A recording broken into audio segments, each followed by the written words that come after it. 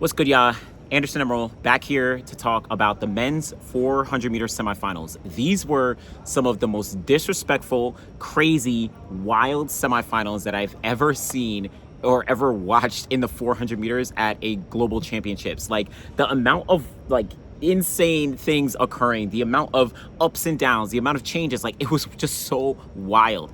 First off, if you haven't already, check out the interview that I was able to do with Kishane Thompson just earlier today. I don't know what day it is, but after the men's 100 meters, check that out. Was able to sit down with him. It's on the Citius Mag YouTube channel, on the Citius Mag podcast. Definitely be sure to tune in with that. Also, check out the interviews that we have with all the athletes after the races on the Citius Mag YouTube channel, and of course, check out the post-race shows that we have for Citius Mag. We got them all locked in. Now, let's dive in with these men's 400-meter semifinals because they were crazy. They were crazy. And I'm just going to go from semifinal 1 to 2 to 3.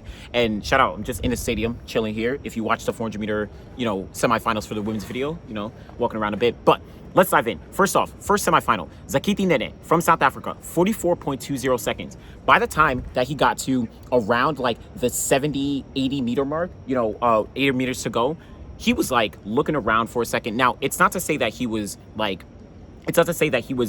jogging or walking or anything like that, but he was just comfortable enough to be able to look around and say, all right, I got this. I'll be able to go and cruise a little bit towards the finish line and make sure I'm safe. And I spoke to him afterwards. Check out the interview on the Citius Mag YouTube channel. He said he felt very, very comfortable. He also said that he has probably the best kick of any athlete in the field. He is able to finish the race very, very strong. Now, Zakiti Nene has run 43.76 seconds earlier this year. I'll talk about, that's no longer the world lead anymore.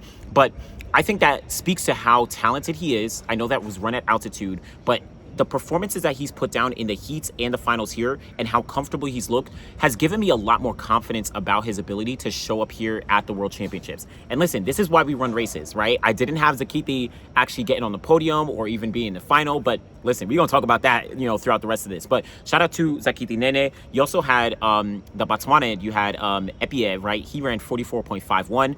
We're going to talk about a lot of Botswana for a second. So they were able to hold things down. I think the biggest surprise in this first heat of first semifinal was Chris Bailey. Chris Bailey, 45.05 seconds.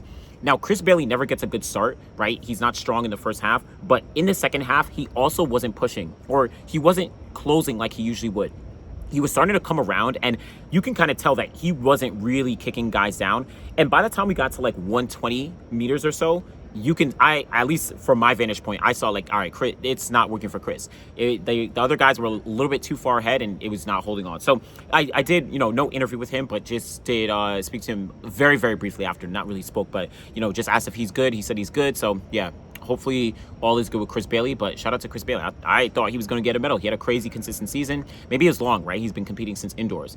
Let's move over to the next semifinal. Semifinal number 2. Now, this is where y'all need to see. Busang Kebinatshipi from Botswana, 43.61 seconds. Not only is that a personal best, not only is that a world lead, that is an African record. Not African record. That's the second fastest African of all time. Wade Van Niekerk, world record holder. My bad, South Africa. Shout out to y'all. Makes him the second fastest African of all time, only behind Wade Van Niekerk. That breaks the Botswanan record of 43.7, which Isaac Makwala had actually broken all the way back in, 2015, I think it was. And then that also makes him number 10 all time in the men's 400 meters. Listen, Busang Kebinatshipi, he's extremely young, right? I forget exactly how old he is, but he's very young. He hasn't been as consistent he definitely wasn't 43-second consistent in any capacity. Even check out the interview I did with him on Citius Mag afterwards, where he said that he was surprised to see the time. He was really surprised to see the time. But obviously, he hasn't been indicating that throughout the year. But listen, he showed up here in the semifinals, 43.61 seconds. Now, in the interview, he said that he executed the race the way that him and his coach, spoke about beforehand. So he really feels like he did what he needed to do. He did say his body felt good, right? And he did say he pushed enough, but it'll be interesting to see how he translates going into the final. So that's one.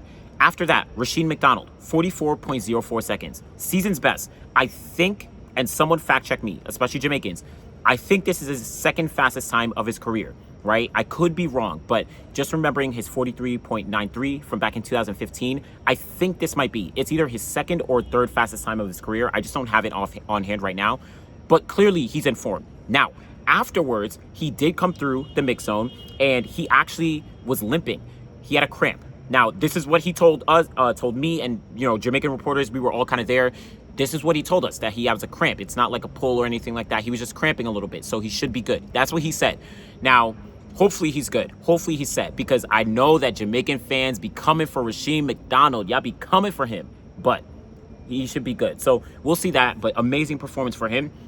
Then Dream Richards. Dream Richards and Ja'Cory Patterson. Both of them were in this heat, and they ran 44.12 seconds, Dream Richards, and then 44.19 seconds for Ja'Cory Patterson. So check out the interview with Ja'Cory Patterson on the Citius Mag YouTube channel as well. I didn't get a chance to speak with him. One of our guys, I think it was Pre, who spoke with him.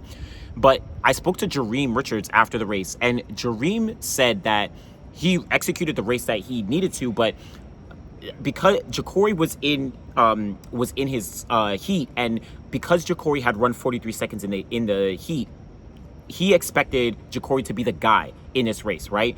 And so he was kind of like playing off Ja'Cory a little bit without expecting the other guys like Busang and Rasheem to actually go out so fast. Because, again, just put this in context. Jareem Richards and Ja'Cory Patterson ran 44.1. 44.1. Both of them. Those are extremely fast times. Those are semifinal times, right? And they ended up not being the automatic qualifiers. They ended up, third and fourth. So it's not like they ran slow in any capacity. It's just that Busang and Rasheem ran extremely fast. Now, eventually, they did go in through to the final. I'll talk about the last semifinal in a second. But just that context that it was kind of crazy, right? It's just that context that they still ran extremely fast, but weren't able to actually get the automatic qualifying spots because of how fast Busang and Rasheem actually did run. Now, again, it will be interesting to see how is it that Busang and Rasheem are able to translate those performances into the final. That's going to be interesting. But last semifinal, we saw Bob Undori from Botswana. So Botswana, they have 3 guys going into the 400-meter final. 3 guys. Talk about that 4x4. But here, 44.21 seconds by Bob Undori. Like, obviously, it's not a personal best, right? It's not even a...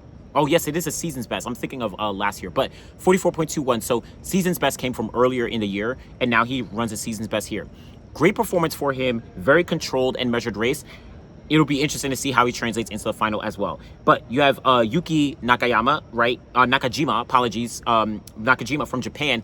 When I tell you this stadium was rocking, this stadium was going crazy because this race was close. You had Vernon Norwood, you had on the outside, you had Matthew Hudson-Smith on the inside, you had Muzala Samakonga on the outside, and then Caleb McRae was in the mix. All these guys were in the mix, but Nakajima pushed through to be able to get to the finish line in second place, 44.53 seconds. Remember, in the heats, he ran a national record of 44.44 seconds. So he is running consistently through the rounds. Amazing performance. This kind of does remind me of I'm forgetting his name, but the Hungarian athlete, right? He was Hungarian from 2023 in Budapest, who actually made the final in the 400 after, running very well through the rounds. Now, he didn't medal, but you're looking at, could we have a Japanese athlete actually medal? That would be huge in the 400 specifically.